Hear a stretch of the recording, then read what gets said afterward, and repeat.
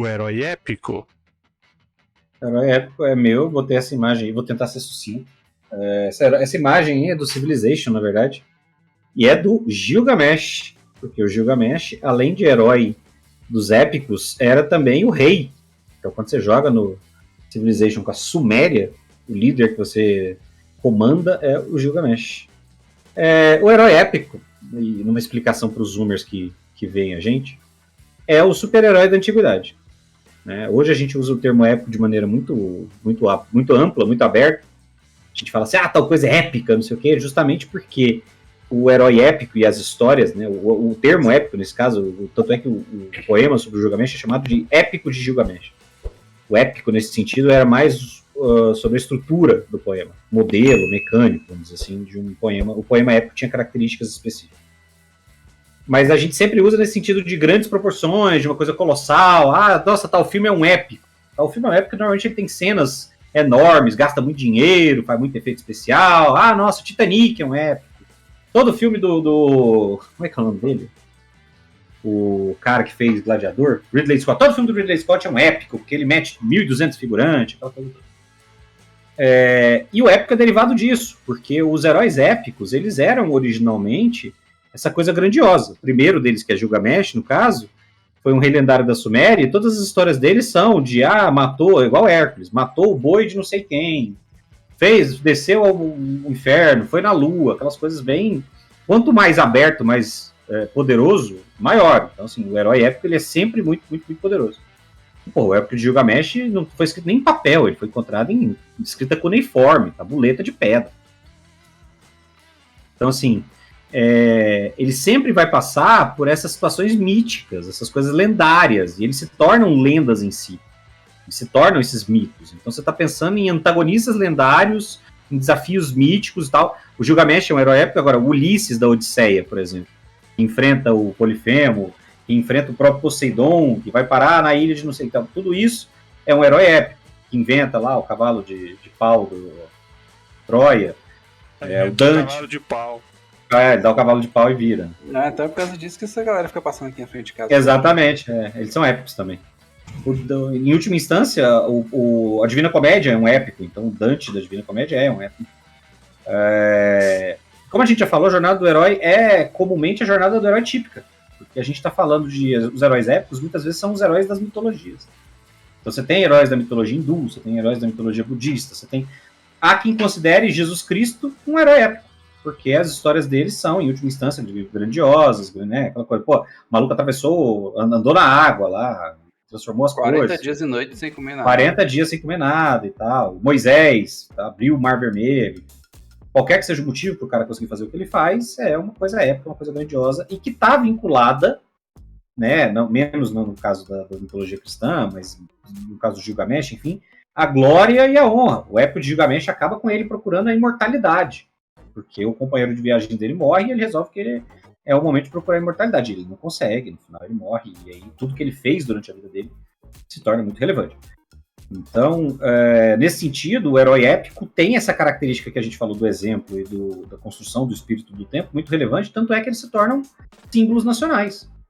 Né? O Gilgamesh é referenciado como uma coisa de toda a região, as pessoas lembram do Gilgamesh, e aquela região da Suméria, depois da Babilônia, foi dividida em vários países, muitas dessas pessoas vão falar disso. Tanto é que um épico que as pessoas consideram é os Lusíadas. Os Lusíadas de Camões é um épico. E, em última instância, os portugueses dos Lusíadas são retratados como heróis do seu tempo, como pessoas que levam os valores e a cultura e o que Portugal defende pelo mundo. Porque eles reforçam o que o povo considera mais valioso do ponto de vista de cultura e de costumes. Então, o herói épico é mais do que os outros, talvez. Ele tem muito mais pureza nesse sentido, pureza dos valores, pureza de conduta, pureza de comportamento, do que todos os outros, que vêm posteriormente, em que o fator de identificação se torna mais relevante. Acho que ele segue muito a premissa justamente da propaganda, igual você estava falando, né? Do mito dos fundadores. Que aí é muito melhor você falar, tipo, nós somos os sumérios, descendentes de Gilgamesh. Você, quem foi Gilgamesh? Deixa eu te mostrar aqui todo esse muro escrito de todas as coisas que ele fez. Olha essa tábua aqui. Vai representar muito melhor a grandiosidade daquele povo. Cara, O cara que fundou eles foi até a lua de monociclo e voltou plantando bananeira, sabe? Tipo, não é qualquer um que faz isso. E aí isso se espalha nos mitos fundadores de grande parte das civilizações, com seus próprios épicos, seus próprios heróis épicos, para poder simbolizar ali a grandiosidade daquela nação, a grandiosidade daquele povo, e até mesmo para fazer uma propaganda, sei lá, pré-guerra, assim, tipo, não me ataca não, porque quem me ensinou a lutar foi Gilgamesh, sabe? Então já gera ali relações públicas, ali, uma propaganda do tipo, nem chega, sabe? E às vezes o herói épico ele é colocado como o objetivo do jogador.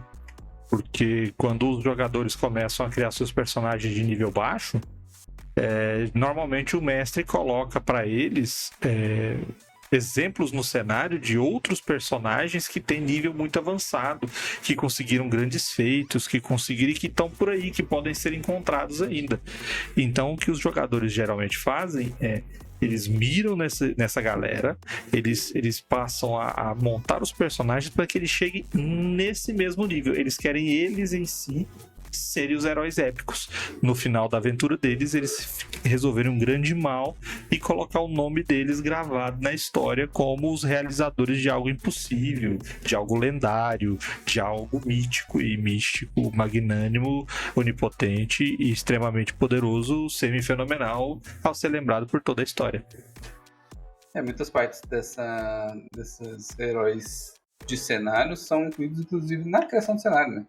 Às vezes eles nem necessariamente foram jogados ou foram jogadores. Muitas vezes a gente precisa desses heróis épicos de mitos fundadores para justificar, a cidade tal foi fundada, Tirantir foi fundado depois que o cara desceu a lenha num dragão, morreu no percurso, mas a galera fez lá e fez um templo para ele lá e a cidade floresceu ao redor. O Blunt é o herói épico de Blunt. Tanto é que a federação acaba levando um pouco do nome dele em certas instâncias. Isso, ele é não só um objetivo, mas também uma parte predominante aí da mitologia do cenário. Então, quando for montar aí suas histórias, pensa nisso daí, principalmente em campanha longa. Eu acho que campanha longa, uma hora ou outra, vai precisar desse tipo de herói. E outra, o D&D, desde o começo, ele é totalmente baseado nisso daí, tanto que você tem os grandes mágicos com a magia de não sei o que do fulano, ou então quando você chega nos equipamentos, a espada mágica do ciclano. Então você tem aí alguns heróis que estão emitidos aí no cenário.